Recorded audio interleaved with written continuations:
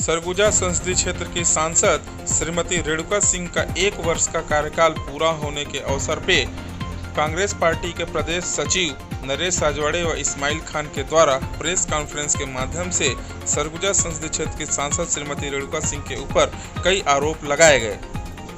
इस अवसर पर नरेश राजवाड़े ने कहा कि रेणुका सिंह बिल्कुल भी क्षेत्र में सक्रिय नहीं रही हैं। आइए सुनते हैं उन्होंने क्या क्या कहा है।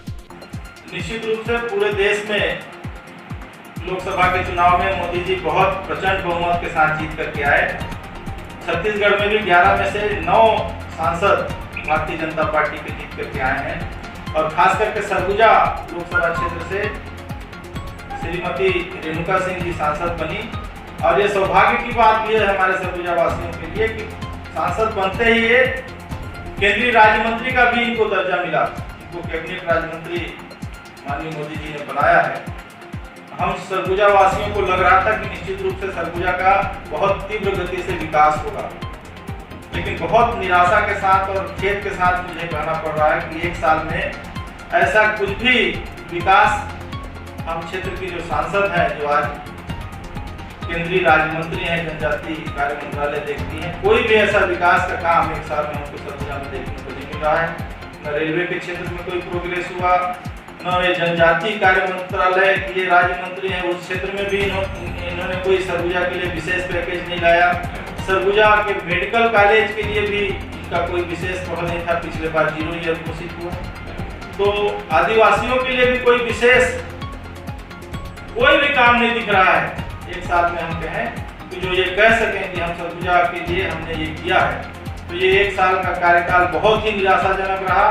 बस ये 6 महीने में 3 महीना में 1-2 दिन के लिए घूमने यहाँ आ जाती हैं और आते ही अधिकारी कर्मचारियों के ऊपर बरस पड़ती हैं, कहीं अपना धमकी देती हैं, कहीं दादागिरी जैसा इनका स्टाइल है, वैसा इनका गतिविधि है।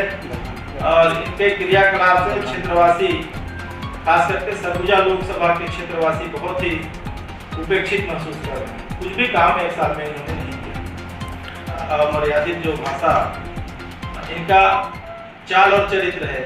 शुरू में भी जब ये विधायक थी, यहाँ के राज्य में मंत्री थी, तब भी अधिकारी कर्मचारियों को इसी प्रकार का और भी बल्कि गंदे लहजे में बात करती थी, गाली गलौज करती थी, धमकी चमकी देती थी। तो इनका स्वभाव ही है। हालांकि इतने ऊंचे पद में जाने के बाद इनको अपने कार्य व्यवहार में, अपने आचरण में सुधार लाना चाहिए और जो हो सके उनके पास कलम की ताकत है। आज जो लोग हमको सांसद, विधायक या कोई जनप्रतिनिधि बनाते हैं, तो हमको गुंडा नहीं बना रहे हैं कि हम किसी को 2 झापड़ लगा दें, किसी को धमकी देते हैं, किसी को गाली देते हैं और उसके बाद काम करें। हमारे पास अधिकार दिया है जनता ने, कलम का ताकत दिया है। अगर कहीं गड़बड़ी हो रहा है तो हमको कलम का इस्तेमाल करते हैं, उसको कार्रवाई करना चाहिए, अपने लोगों को राहत दिलाना चाहिए, सरकारी योजनाओं का लाभ दिलाना चाहिए। इस प्रकार से जो दादागिरीपूर्ण लहजा है इनका, वो मेरे समझ से तो बहुत निंदनीय है और ऐसे गतिविधियों से इनको बचना चाहिए।